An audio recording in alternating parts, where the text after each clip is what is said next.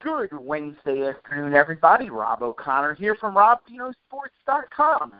It's time for our early look ahead to this weekend's college football matchups. Got a couple of big ones we'll get to.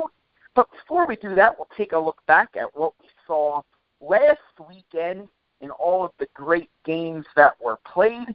And to do all of that, we need to bring in the founder of RobVenoSports.com, none other than Rob Veno himself. Rob, how are you this afternoon? I'm doing great today, Rob. How about yourself?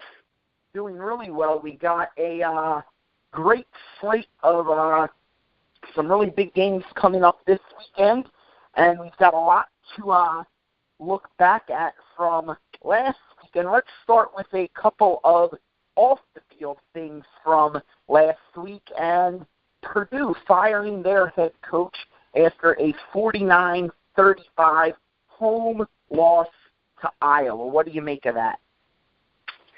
Well, I think it was probably, in the works, and we knew that the shoe was probably going to drop on Darrell Hazel's head coaching career at Purdue.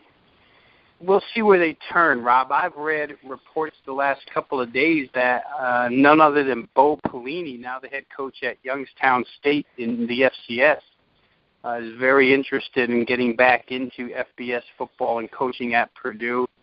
It's not that Purdue would have their pick of the litter, but certainly they'll be able to get, they should be able to get somewhat of a big-name coach, whether it come from a non-Power 5 conference such as P.J. Fleck, right? P.J. Fleck has certainly caught the attention of a lot of schools from the Power 5. He's the coach of Western Michigan, or various amount of other guys. So we'll see where it lands. Right now, Purdue's kind of a no man's land, right? They're going to be under the guidance of an interim coach for the remainder of the season. Kids playing for positions next year, I guess, on tape for next year. We'll see how this affects Purdue. It's hard to really tell what the sentiment of the Purdue players was for Darrell Hazel, whether they're happy to be out from underneath that or whether they're upset to see him go. But certainly Purdue has shown a couple of flashes this year of at least having some offensive capabilities. It's a tough team to gauge the rest of the way out. We'll see. Well, I think that brings up an interesting point. It is a tough team to gauge. I mean, they are 3-3 right now. Probably not going to be favored in many of their remaining games. They need to pull a few upsets to get to a bowl game. None of their games are going to be easy. They go to Nebraska. They host a top 10 team in Wisconsin. They get Penn State Northwestern at home, Minnesota, Indiana on the road. I personally don't necessarily see 3 wins out of those last 6 games without a couple of really big upsets. So, I mean, they are still, in theory, playing for a shot at a very mediocre bowl game, but I don't necessarily see that in reach for this season. No, and I think where we're concerned, we'll look to see if they can cover point spreads. Whether or not they make a bowl, I'm really in the camp with you. It doesn't appear that they could win 3 more games straight up. Every game that you just listed on their remaining schedule is difficult, right down to the Old Oaken Bucket matchup at the end of the season with Indiana. Indiana's so much improved this year. So to get to a bowl game is a real stretch. To cover some numbers against teams if they play hard and give maximum effort the rest of the way out, I think that's possible. I also think that Purdue's a team, I kind of capitalized on it last week with the overplay in the Iowa game. That game went way over the total. To me, Purdue's a team that defensively for the remainder of the season is, I don't want to call them a sieve, but they're not going to be a good defensive team. And offensively, they've got some speed to score some points. Maybe we can gauge them that way, but we will have to see how they react this week, no doubt about it, with the new interim coach. The other big off-the-field news from this past week is LSU and Florida have managed to reschedule their game that was wiped out by Hurricane Matthew. Florida giving up a home game to go to LSU and play, with the caveat that the game can't start after 2:30 local time, and that Florida will get back-to-back home games against LSU in the rotation in 2017 and 2018 to put the schedule back on track. I think that the right solution was reached. Do you think it'll have any impact one way or the other? Do you think either team's going to actually need that game to have a chance to either win the SEC East? I mean, LSU's probably not winning the West, to be completely honest about that. Or maybe a bowl situation to get a better bowl, maybe New Year's Day bowl. What do you think? Yeah, well, for Florida, and you and I talked about this last week, it's difficult to see. I won't say it's difficult to see, but let's put it this way. The way we put it last week was Tennessee is certainly in the driver's seat in the Eastern Division. We documented their remaining schedule, especially Eastern Division opponents, who I believe are Kentucky, South Carolina, and Vanderbilt. So for UT, right now, although they're not a mathematical cinch, and Florida by no stretch of the imagination is mathematically out of it, but Tennessee does seem to have control of their own destiny at this point. But this game could be important. I mean, there's no doubt that the way Florida played last week against Missouri, the 40-14 victory, shows that they've got a lot of football left in them. I think they might really look back at that 21-0 loss that they blew to Tennessee a few weeks ago and maybe kick themselves for that one. But they're in it. So I think, like you say, the right decision was made. Let's face it, LSU still has Alabama on their schedule. And over there in the western side of the standings, Alabama's spotless, but LSU only has one loss. So LSU will look forward to that game. They're playing better at this point in time under Ed Orgeron. So it could be meaningful for the LSU Tigers as well. I think the right decision was made. I think that there's buyouts to be made because that November 19th date was occupied by a couple of lower-level opponents. But I do think that game really needed to be played, and now we will see it. Yeah, so that'll be good for the SEC, as one of the bylaw requirements was that you have to play a full SEC schedule in order to qualify for the SEC championship game. So it turns out that Florida would not have gone to the title game had they won out the rest of their games and not had played that game against LSU, so it could become really important for them. Yeah, and that really is a great point too, Rob, that, there's certain qualifications that have to be met in order to be crowned division champion in the SEC. So I think it's good all around. I think you said it best last week. The fact that the SEC plays teams that they're going to be 5-touchdown favorites against the second to last week of the season is kind of crazy anyway. So let's see an LSU-Florida game on November 19th instead. That's much better for us. Absolutely. Now let's take a look at some of what we saw on the field last week. We saw a very gutty effort by Wisconsin.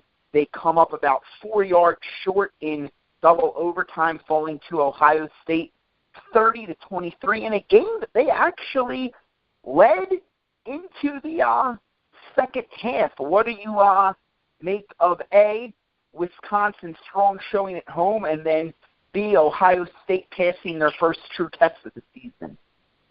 Yeah, and I think what we see out of Ohio State now the last 2 weeks is a certain amount of question marks, right? They look somewhat invincible through their first 4 games, but now we've seen them kind of stifled by Indiana 2 weeks ago. Indiana's defense certainly kept Ohio State under control, under 400 yards total offense, and Indiana was in the game as far as point spread is concerned the entire way. And now we see Wisconsin with Alex Hornibrook at quarterback cover the spread fairly easily and make a real game out of it from a straight-up perspective. So a couple of question marks with this Ohio State team. Now, where, just to compare real quick, Rob, when we watch Alabama week in and week out, I don't know where we could find anything to nitpick at. But now with Ohio State, we can sort of say, hey, the offensive line might not be good enough to win a national championship. The passing game might not be good enough to win a national championship, and there's ways to defend these guys. So that's what the last 2 weeks has really pointed out to me about Ohio State, Indiana, and Wisconsin doing really good jobs defensively against that team. Big win, though, for the Buckeyes. Obviously, they get out of Dodge and remain unbeaten, which is good for qualifying for the Final Four. But like I say, I think there are some concerns now about that Ohio State team, especially offensively.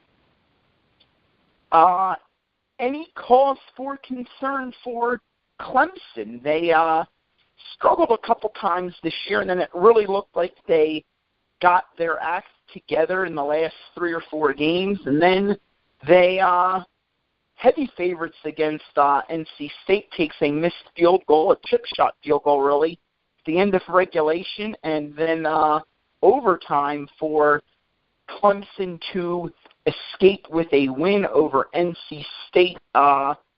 Just a down day. They weren't up for NC State, or is NC State really that good? Some kind of combination in the middle? I think at surface value, Rob, when you look at the final score, 24-17, overtime, barely sneak by. NC State, like you said, has a chance to win it in regulation. 33-yard field goal misses as the time runs out in the fourth quarter. But when you go back and dissect that game and realize that, their number one running back, Wayne Gallman, leaves the game in the first quarter, does not return. And then just look at the mistakes that Clemson made. You just can't expect the team to make the type of mistakes that they made. They lost fumbles in that game, 3 of them. 1 on the NC State 4-yard line going in for a touchdown, 1 on the NC State 5-yard line going in for a touchdown, and 1 on the NC State 24-yard line 3 times deep into North Carolina State territory, twice, at the 5-yard line or better, and they come away with nothing. They had 271 total yards in the first half, but only 10 points because they couldn't get out of their own way. We have seen that before. I think back to the Troy game. That was the game where Ray McLeod ran back a punt 75 yards for a touchdown, but dropped the ball before he got into the end zone and had that call back. They made those types of mistakes in that game. If they could, like I said earlier, if they get out of their own way, they might have won that game, 45-17, and we wouldn't be talking about a close shave like we are today. So for Clemson, I think there's reason for optimism because the offense certainly looks the last 3 weeks like it's gotten on track. But, boy, the mistakes really hurt them against NC State. Let's give North Carolina State all kinds of credit because they took advantage. They made the game close. Didn't quite take enough advantage, however, because a win in Clemson would have been huge for that program.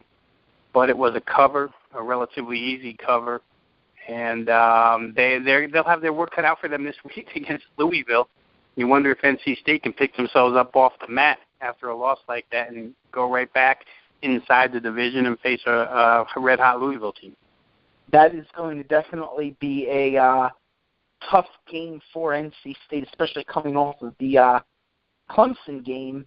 But it's interesting, especially in the ACC, how quickly the fortunes can turn for a team. Let's take a quick look at UNC's last week, so to speak. They get absolutely manhandled by Virginia Tech in not the greatest weather conditions, and then just a week later, they wake up controlling their own destiny again, so to speak.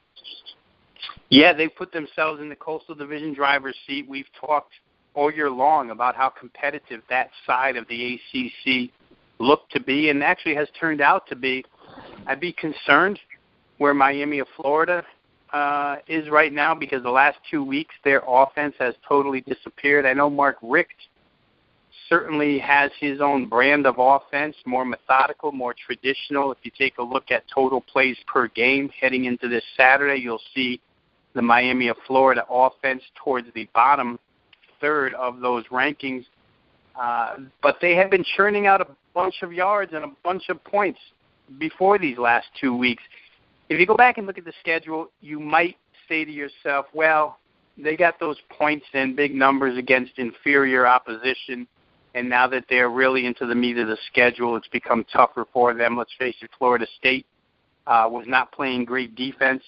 Miami of Florida, although it took a missed extra point to lose that game for them, but still, if they had made that, they would have only had 20 points in regulation. And, you know, the way Florida State's played defense all season long, that's kind of a bad offensive day. And the way North Carolina's played defense all season long, only scoring 13 is a bad offensive day. So you wonder what's happened to Brad Kaya and company here. We'll see. They have a big game on Thursday night. Maybe they can bounce back, but I would have a couple of question marks right now about that Miami team. Certainly North Carolina's been through the ringer and come out on the good side of a lot of close games, right? They beat Florida State by 2. Now they've beaten Miami of Florida.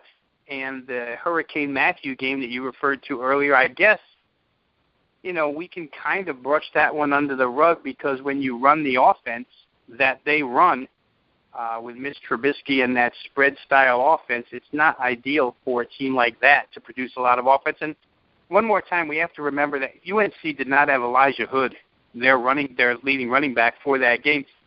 Maybe they could have pounded the ball in the rain and mud a little bit better if they had had him, but without him, it was kind of a Virginia Tech night, and certainly that's the way that game turned out. Absolutely. Our last topic for what we saw last week is going to lead right into our first game of this coming weekend, and what we saw Alabama do to Tennessee was very, very impressive. That Alabama, the offense is looking great, but the defense is just forcing turnovers and continuing to make plays. And now they're going to be hosting the number 16 team in the country, and they're favored by almost 20 points. Are they really that much better than the rest of college football? Well, at this point in time, you'd probably have to say yes, right? There's no reason to run in front of the Alabama train at this point in time. They just continue to beat teams solidly. They continue to cover numbers. They continue to impress. Last week as a 13.5-point favorite, win by 39. Yes, Tennessee was a banged-up football team, but that same banged-up football team has been able to stay competitive in every game so far this season up until the Alabama game. So it kind of shows how much better Alabama is than the rest. The fact that they have found a freshman in Jalen Hurts that can run the show and not slow the offense down whatsoever is really a good thing for them because the parts around him are so good, Rob, that really all you have to do is be semi-efficient, and Alabama's going to do the rest for you. A&M is probably, I know LSU's on the horizon, right, for Alabama, and that Western Division is always a gauntlet.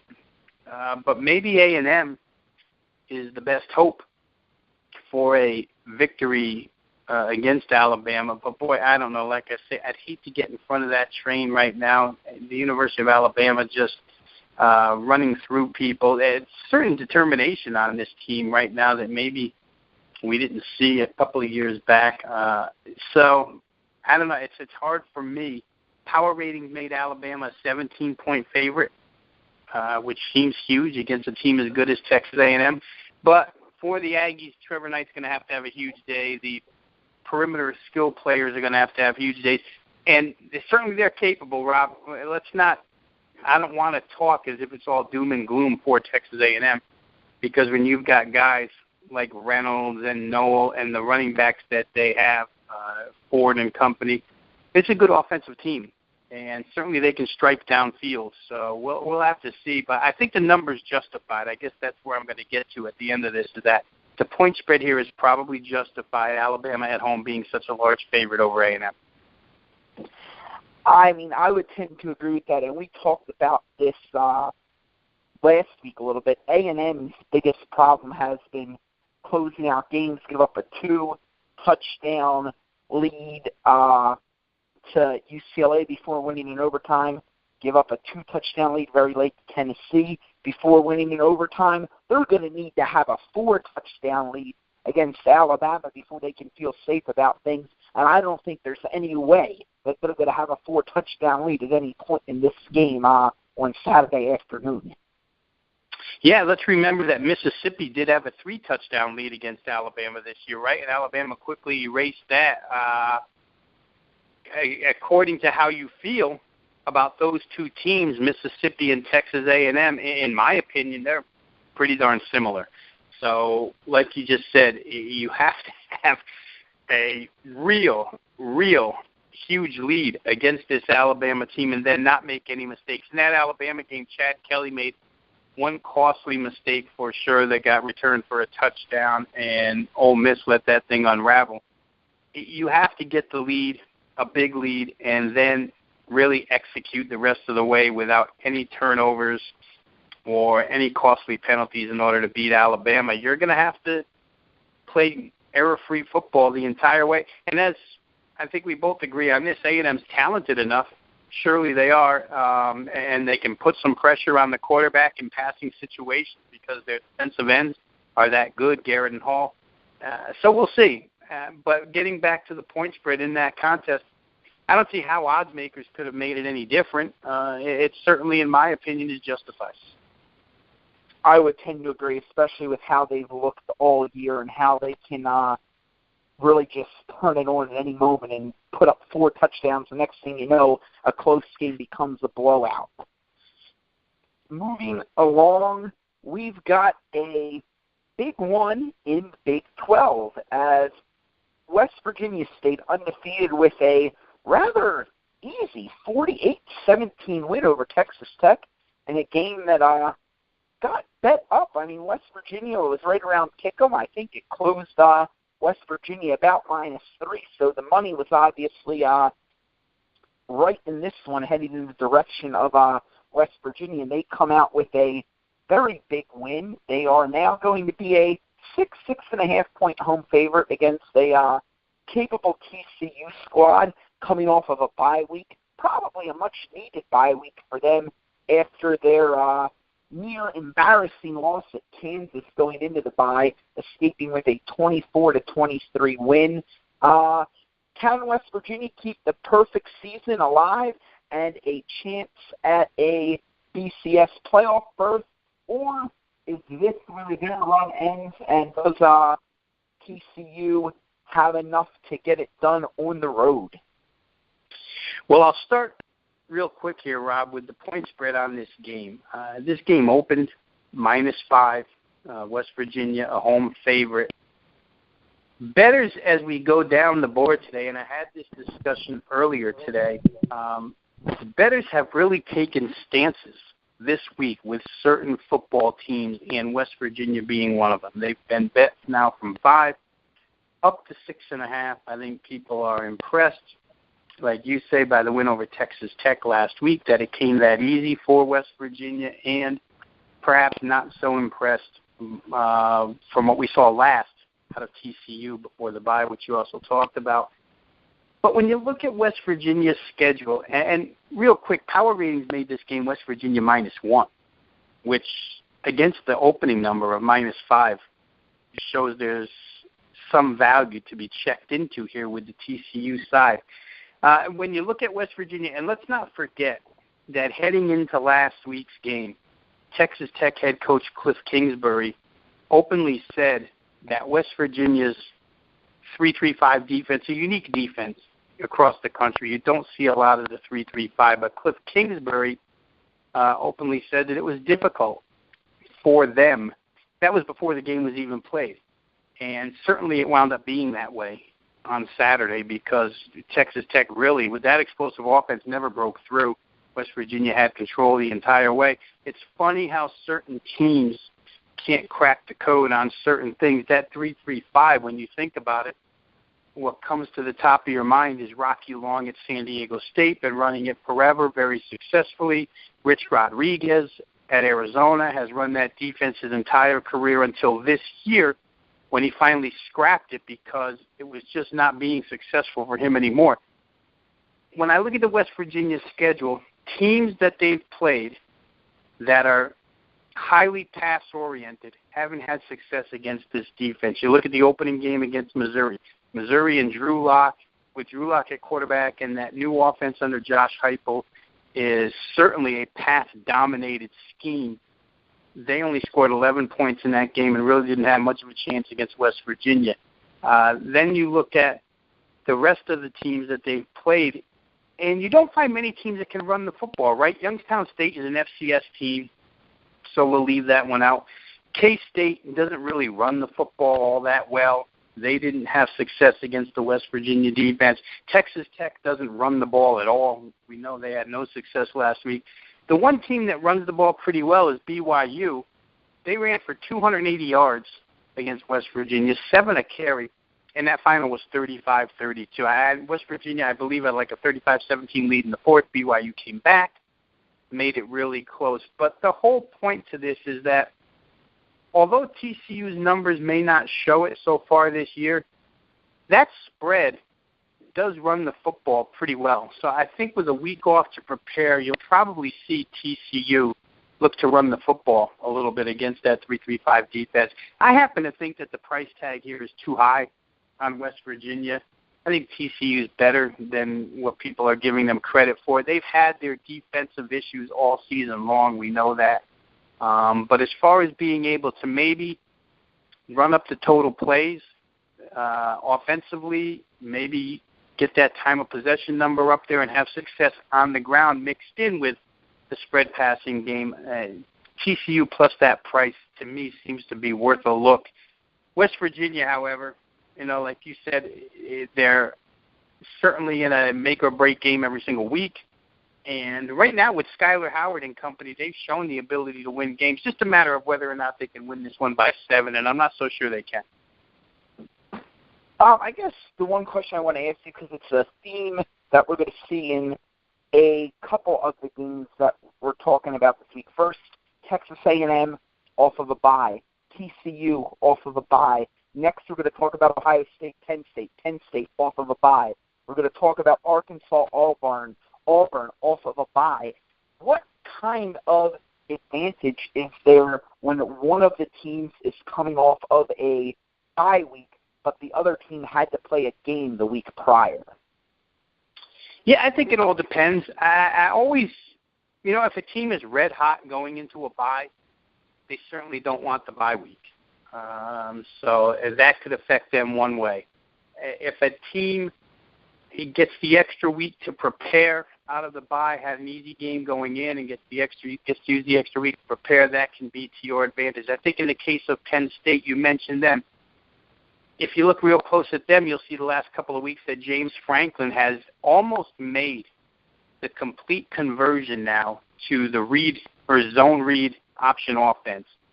They've gone away. They brought in Joe Moorhead to run the offense this year, and he came from Fordham, and he's a pass-happy kind of guy. But the first few games, Trace McSorley is not necessarily the kind of quarterback that's going to run that pass-happy offense effectively. He runs the ball better. James Franklin, his preferred, we know this from the days with Christian Hackenberg, right?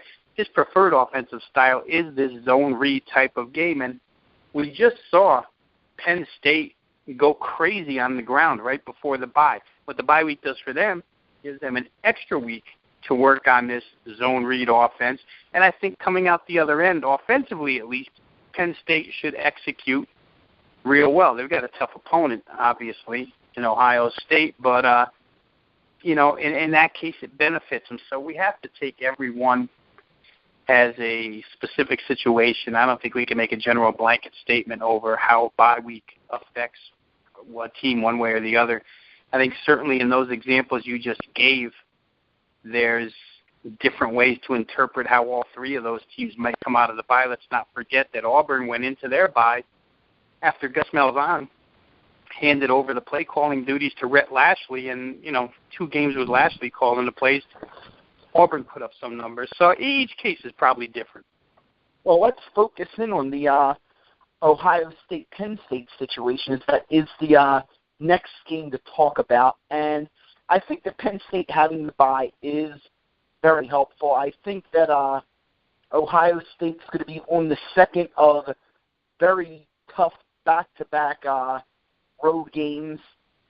I just don't think Penn State's good enough to compete with them, and I think the line of 19, 20-point home underdog would tend to agree with that. I mean, in terms of Penn State covering the number, maybe. In terms of Penn State pulling a dramatic upset, I don't see it. What do you see, Rob? Well, it probably won't happen simply because the defensive side for Penn State has been a nightmare this season. Now, the final scores might not indicate it. Last couple of games, right, Minnesota and Maryland. Minnesota got the 26 in overtime. Maryland got the 14 in that contest. But when you lose as many defensive players and their linebacking unit, I mean, the three starters heading into the season, game one, are all gone for the season. And they've been playing with backup linebackers since the Minnesota game. When you have to face a team with the speed and capability of Ohio State on offense, it just doesn't bode well for you defensively. I talked a little bit ago about how they might be able to get better on offense because they've kind of changed midstream here, and the extra week helps the offense out, and maybe Ohio State doesn't have quite enough tape on Trace McSorley and this zone read scheme that they've used the past couple of games, so maybe they can catch them off guard in that regard. But to say that they're going to, in that scenario, they'd have to match points with Ohio State, and that's not happening. Ohio State with J.T. Barrett and company, we talked earlier about how they've had a couple of down weeks offensively against Indiana, an improved defense, against Wisconsin, a rugged defense. But Penn State just doesn't bring that threat to the table on the defensive side of the football. So I think Ohio State probably breaks out a little bit here on the offensive side. And I think good things might happen for Penn State on offense as well. Numbers likely to be in a good spot because Ohio State should win. And like I say, I don't think Penn State can keep up in a score fest. But I really would look toward the total in that contest. It seems to me that the Ohio State-Penn State game can get up and over the number. I don't know which way I'd play it from a side perspective. But to me, 57.5 points just doesn't seem like a heck of a lot for those two teams to put up against one another. And the reason why we've seen the drop, Rob, from 61, the opening total, down to 57.5 in a lot of locales right now, is simply based off of what we talked about earlier and what people have seen last, and that's a little bit of concern with this Ohio State offense. I don't know that people are taking into consideration enough the two defenses that they just played and showed some problems with, as opposed to this Penn State defense, which I don't think they'll have any problem with whatsoever. Yeah, I think that everyone just sees it took Ohio State 4 quarters in overtime to score 30, but that Wisconsin defense is 5 times better than the Penn State defense. I don't think they will have a ton of trouble scoring points. I would go in that direction with you that there's going to be some points scored on Saturday night. Let's jump back in. We got a couple of SEC games and one from the Big Ten. Before we get to the SEC, let's go back and got an early kick between Wisconsin and Iowa.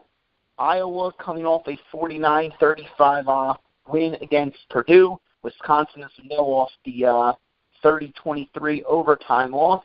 Wisconsin about a 4-point favorite in this game over Iowa. But I'm going to go ahead and put Wisconsin on upset alert this week. Obviously, the 4-point spread doesn't make it a huge upset. I just think this is a very tough spot for Wisconsin to go into off of the very tough emotional loss on Saturday to gear back up to go play a good Iowa team that's probably underachieved a little bit this year, but they're a very sound football team, and I think they're going to be put in a position. They have a great coaching staff. They're going to be put in a position to win this football game.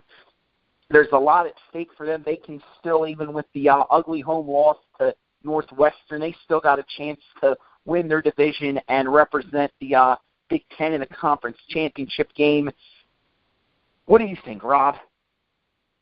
Well, for Wisconsin, I think the rest of the way out, you could pretty much say it's a step down in class, right? I mean, when you come off Michigan and Ohio State, it just doesn't get any tougher as far as Big Ten play is concerned. So you kind of have that delicate balance of letdown situation. And let's face it, in Madison last Saturday night, they gave everything they had in that contest and came up short. And we talk about this a lot. It's very hard to put forth that type of focus and effort 2 weeks in a row. So now you're on the road at Iowa, a place that's difficult to play in. Kinnick Stadium, always a difficult venue for visitors. And, you know, you have to summon up that same type of effort that you put forth last week. Probably not going to happen, which favors Iowa. Divisional rivals here, right? So it's a divisional game. You would expect Iowa at home to be ready for. I could certainly understand a play on a home underdog in this spot. You wonder how much Alex Hornibrook grows. What we've seen him do so far in his short career, redshirt freshman quarterback for Wisconsin, has been done against extremely difficult defensive units. Iowa, not that type of defensive unit this year, always had the reputation, and you wonder why they're not that good of a defensive team this year. Certainly with All-American corner Desmond King and company, we thought they were going to be a little bit better, but they gave up 35 points last week to Purdue. So maybe there's some openings there for Wisconsin. But college football, you know, at least I never think it's played on a 60-minute emotional level, but at least a half can get away from you emotionally. So Wisconsin better show up ready to play, or else Iowa gets off to a pretty good lead here and then maybe can hang on in the end. Certainly receiving points is a good way to go. I would probably look at the Iowa side. I'm interested to see how Wisconsin reacts. I think when I think back to these podcasts that we've done, I remember earlier in the year us just running through the Wisconsin schedule and wondering how they were going to make it through this ridiculous gauntlet that they've had to play this year. Their crossover games are murder, and certainly when you play Michigan and Ohio State from the other division, it can't be a more difficult draw than that. What did the power rating make this line, Rob? The Iowa, let me get that number for you here. Iowa, Wisconsin, it showed Wisconsin minus 2.5. So a little bit of value there, a little bit of room toward the Iowa side. And remember, you know, we need to clarify this every now and again, Rob. I don't like to do it every single week, but where power ratings are concerned, they're numbers based on raw personnel. We just talked an awful lot about the situation being a reason or a main reason in the handicap to make a play on Iowa. But power ratings don't see situation whatsoever. So you have to factor everything in. When you come up with a number of Wisconsin on the road, 2.5 better, that's personnel-wise. And from there, I like to counterpunch. I like to see where the odds maker has made this game, and is there enough room for me to find some value in one side or the other. So this play, and I think even listening to you, I think that if you get to the window with Iowa, your play, the first main reason for that would be situationally based, not necessarily fundamentals that you think Iowa's going to just run over Wisconsin or throw the ball for 400 yards against them, but that it's a tough spot for Wisconsin. And those types of things are not they don't show up in the power ratings.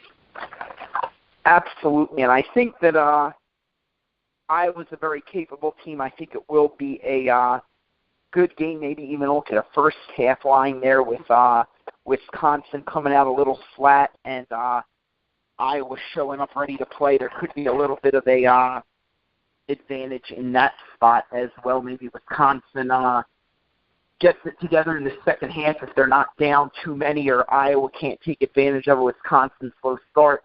Maybe later in the game they can kind of right the ship and prove that they're the better team just with the talent on the football field, but situationally definitely favoring Iowa at this point in time. Good news for the next four teams we're going to talk about. Either Texas A&M or Alabama is going to lose on Saturday. They play each other.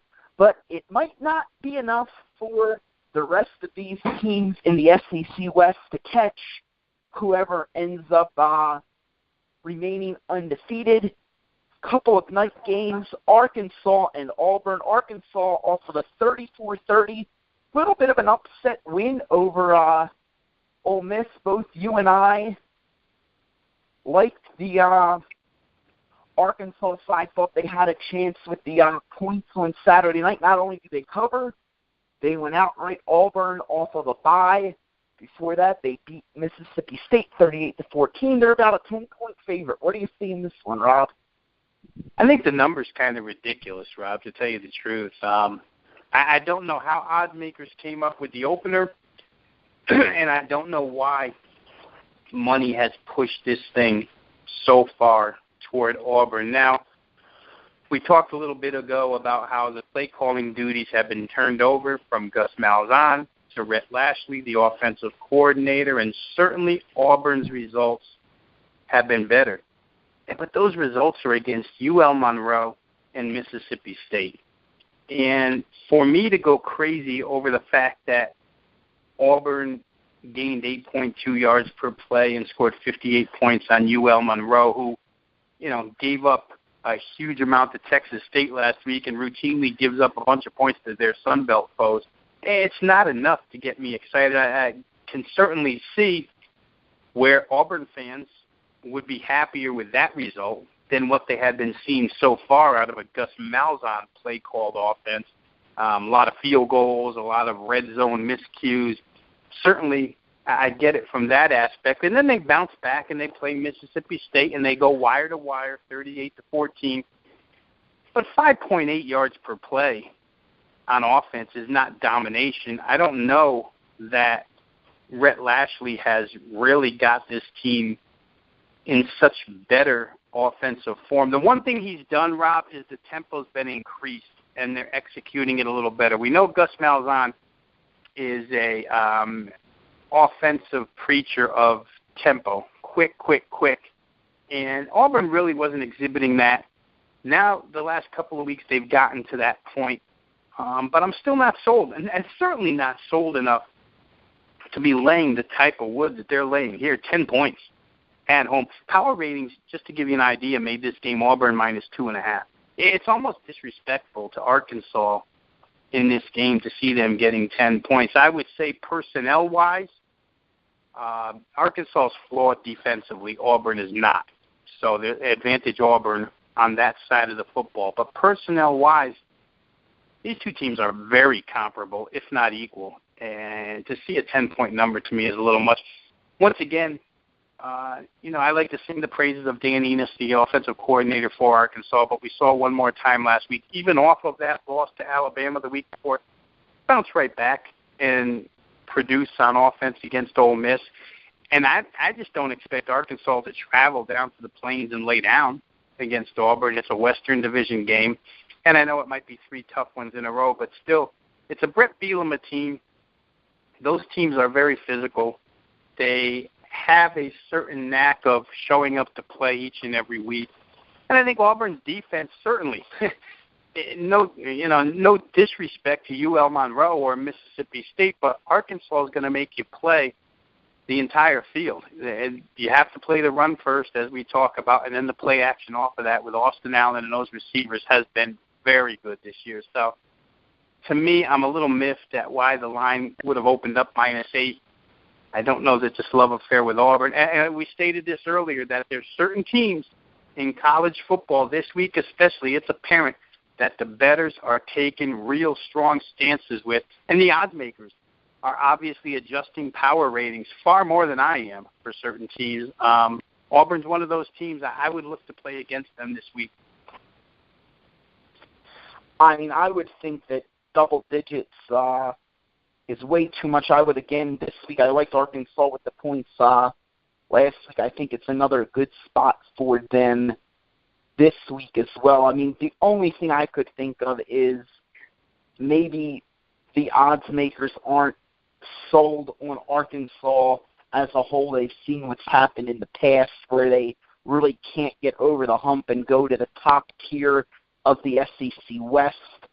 But I don't think they've shown anything on the field this year that would lead me to believe that they're 10 points worse than what Auburn has shown on the field this year. So just from what I've seen this year and that aspect of it only, I would definitely think that getting 10 points would be a nice way to go with Arkansas. The other game... And I think real quick here, Rob, I think fundamentally when we look at these games, you always you want to make sure, especially when you're playing a favorite, that the team you play can capitalize on the other team's weakness. And I'll just leave this last statistical number, and then we can get on to the next game. But Arkansas's major flaw, when you look at statistics heading into this week, is they're way down the bottom of the NCAA barrel when it comes to allowing 30-plus or 40-plus yard plays. They've given up a lot of big plays this year. But when you look at Auburn, with Sean White at quarterback, do you really believe that Auburn is the type of offense that can exploit a defense like that and have 30, 40-yard plays? They haven't shown it to this point that they can make explosive plays downfield. They're more of, let's hurry up, let's get to the line in the Gus Malzahn run-oriented spread and churn out 5, 6, 8, you know what I mean, and run the football down your throat and maybe wear you down. But to take advantage of Arkansas's extreme weakness against the big plays so far this year, I don't know that Sean White and that receiving core is the right team to do that. So sometimes your flaws can be hidden because the other team can't expose them. We'll see how it goes. I mean, we may talk next week, and you'll come at me and say, hey, Rob, how about those 5 touchdowns of 25-plus that Auburn had last week? And, you can always be wrong. But just looking at the numbers and assessing these two teams, I don't think there's any reason to go ahead and lay 10 points with Auburn. I would agree. The other game in the SEC West that does still have some meaning on Saturday night is Ole Miss. Not so much for them. They're off a 34-30 loss to Arkansas. But they're going to be playing LSU, who is off of a 45-10 win over Southern Miss. And really the first chance here for Ed Orgeron to make a statement that LSU is not going away this season and that they still have hopes of winning the West. Can they get it done on Saturday night against Ole Miss and Chad Kelly in that offense? Boy, they're playing real well right now. I mean, I happen to like what's happened with this team. First of all, since the switch at quarterback to Danny Etling, ex-Purdue quarterback, and secondly, the change to Ed Orgeron at head coach. And again, it's not a knock on Les Miles, but I do think that, LSU was stuck in that prehistoric rut, somewhat like, if you look out west, somewhat like what Stanford is stuck in, right? These head coaches, there's not many of them left, but they just think that running the ball 35 times, being predictable on first down by running into the middle of the line is the way to go. LSU has since gotten out of those trends. They do open it up a little bit now. The spread offense, spread principle is a little more prevalent. I think it's caused some trouble for Ole Miss here. So I like the direction LSU is going. And also, Rob, I think when you watched them play last week against Southern Miss, it seems as if this team is a little bit reborn and like they have a confidence about them that they can still win that SEC West. Certainly heading into the season, I think opinions were split as far as prognostications go. Some people thought LSU was the better team in the West. Some people thought Alabama was the better team in the West. So they've got the talent. Ole Miss is certainly competitive in every single game. When you have Chad Kelly, you're in every game. It's going to be the biggest test for the LSU defense this season. LSU's defense has been really, really good, but they haven't seen anything like this to date. Well, Perhaps Rob, go ahead. I think the one thing that you need to think about when you look at LSU is they really, truly do control their own destiny still in the West. They only have the one loss. They get to play Alabama and Texas A&M still, and in theory, they win out. They're representing the West in the championship game. Yeah, and that's why earlier, I think when we talked about the makeup game between Florida and LSU, we mentioned that it's so important because LSU still does have that chance. If they and Alabama end up with one loss each, it would likely be because LSU has beaten Alabama and you win a tiebreaker and go to the SEC title game. So, like I say, they look to have a little bit of reborn confidence that they can do that. You have to like what you see out of them right now. I think their defense will be pressed this week harder than it's been pressed all season long. For Ole Miss, let's not forget that this has really turned out to be, I don't want to call it a nightmare season, but there was real big expectations for this team heading in. And if you look at their losses, and their losses are heartbreaking, right? You lose to Florida State with a 3-touchdown lead. You lose to Alabama with a 3-touchdown lead. You lose by 4 to Arkansas. And they're right there every single week. Some of it due to injuries, some of it due to late mistakes. But it's a team that I wonder how many times Ole Miss can pick themselves up off the mat. It's 3 losses right now. I think if they end up with only 3 losses, if they could go 9-3, they'd probably receive a New Year's Bowl bid. But 4 losses, and they're stuck. They're going to be stuck in some Liberty Bowl game or something. You know what I mean? So they'll come to play. I just like the way LSU's playing right now. I think that the total has been pushed up in this game based on the fact, probably based somewhat on the fact that Leonard Fournette is going to start here. But Darius Geis has done nothing wrong at running back. I don't think that's the real reason to play this game over. I think if you play this game over, it's because LSU is showing you at this point they're more willing to play wide-open style offense, and the Ole Miss offense is going to give their defense a few fits. And maybe the money is going the right direction, but maybe it's not going the right direction for the right reason. Well, Rob, that wraps up the games we had scheduled to talk about. I gave us an upset alert with Iowa over Wisconsin, and I understand you have this week's make-or-break game for us, and not one that we would have thought for this reason, but nonetheless, it is a make-or-break game. Why don't you give it to us? Yeah, we have to look out west, Rob, to the Pac-12 and what's been going on out there, and somewhat still under the radar with the national college football fan, but certainly not under the radar with the betting college football fans. Colorado is a team that seems to get bet every single week, and rightfully so. Colorado's been nothing but a pleasant surprise all season long. Mike McIntyre's offense is as good as it gets in that conference. Their defense, if you check out quotes by Todd Graham, the Arizona State head coach last week, who said Colorado is the most physical team in the trenches we played all season long. Pretty big compliment from ASU. If you go back and just look at the box score of last week's game, Arizona State coming in, there was question marks about who would play quarterback because their starter, Manny Wilkins, the dual threat quarterback, was banged up, but Manny Wilkins played. Team got 7 first downs as opposed to 27 by Colorado. It was another 500-plus yard game for that Colorado offense led by Sefo Liufau. And, you know, the receivers are becoming big-name receivers now, Shea Fields and Phillip Bobo. It's a good football team. It's a real good football team. And at this point in time, they're going to play Stanford this week. And Stanford at home right now is only a 2.5-point favorite, money coming in on Colorado. And we just wouldn't have thought that this game heading into the season would have had more meaning for the Colorado side than it does the Stanford side. Stanford with 2 losses inside the conference is 2 behind in the loss column in their side of the conference. Washington and Washington State both still unbeaten in conference play.